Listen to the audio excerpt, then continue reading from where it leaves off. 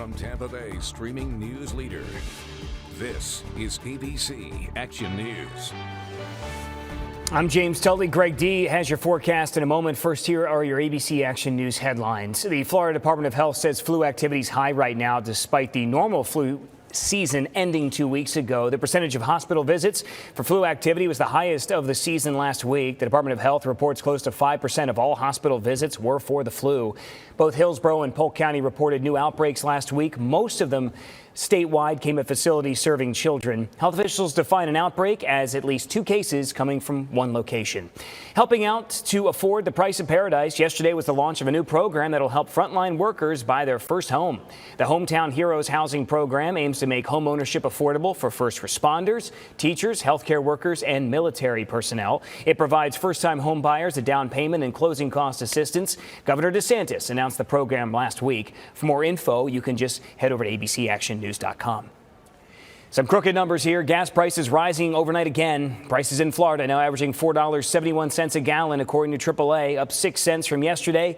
All of the Bay Area well over the state average. And now Florida leaders are telling you to get gas more often. As Agricultural Commissioner Nikki Fried says, now that it's hurricane season, you should always have your gas tank at half full at least. It was part of her advice to be prepared for hurricane season because a potential hurricane could prevent fuel tankers from reaching Port Tampa Bay, leading to gas stations simply running out. She also says you should fill up gas cans now for generators. Speaking of hurricane season, a new study found people tend to get sick in the immediate aftermath of a hurricane. A recent study found an 11% increase in emergency room visits for things like vomiting and abdominal pain. Researchers say this may stem from storms spreading like bacteria in contaminated water. It's particularly concerning as storms become more common and more powerful. It makes certain upgrades to cities and towns that much more important.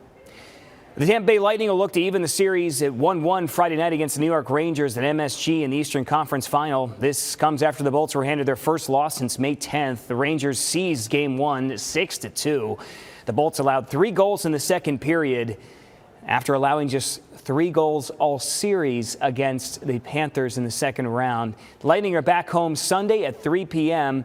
Greg D, nervous coach over there.